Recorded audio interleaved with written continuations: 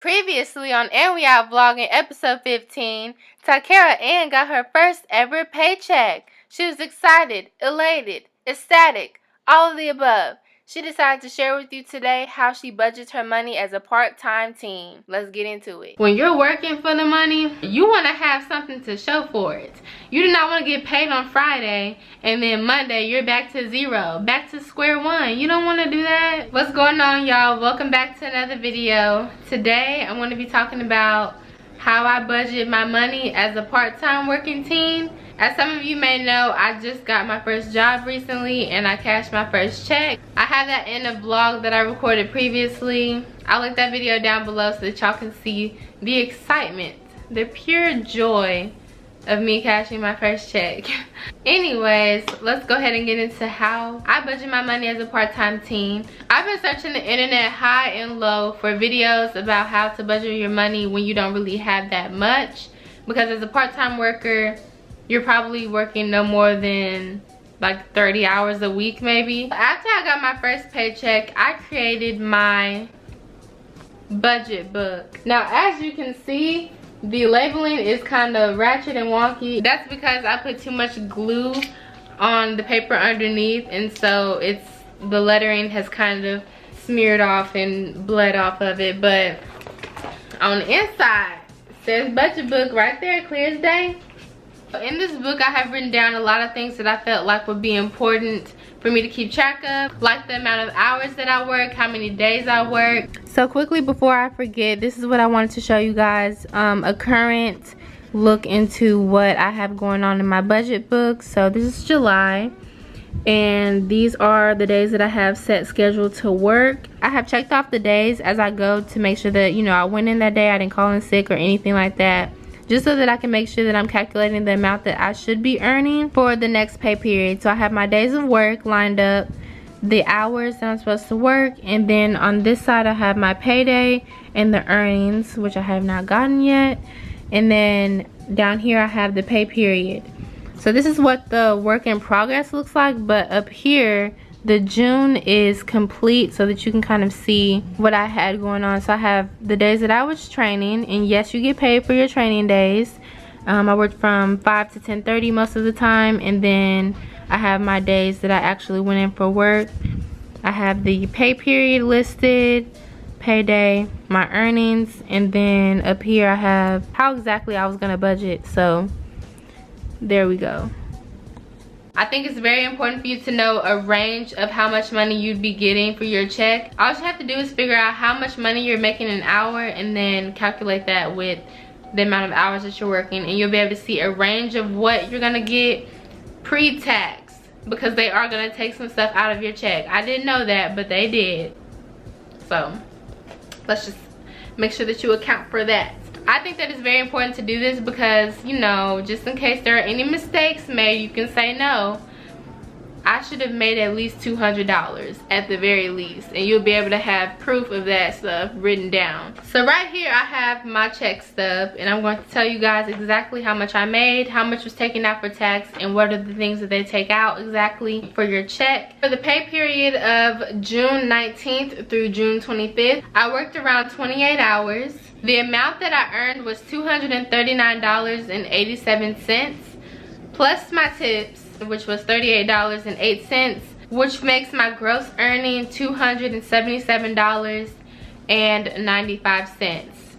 Now, I didn't pocket that much money. I wish that I did, but they had to take some things out for taxes, Social Security, and all that. Federal income tax took $13.18 from my check. We also have to subtract Medicare, which took out $4.03 from my check, and then Social Security, which took $17.23 from my check, which left me with the net earning of $243.51.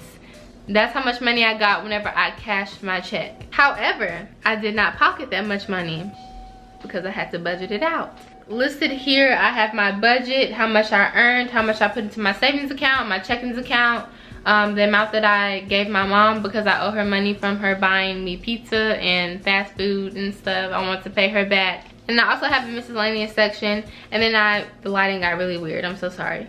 and then I have the amount of money that I had in my pocket. With that $243, I took 50% of that money and I put it in my savings account as soon as I got to the bank. I didn't even take home all $243.51. I put half of it in the bank immediately into my savings account, and then from there, this is whenever things get complicated, I guess. With that $121.75, I had to subtract $20 from that to give to my mom for the money that I owe her, which left me with $101.75.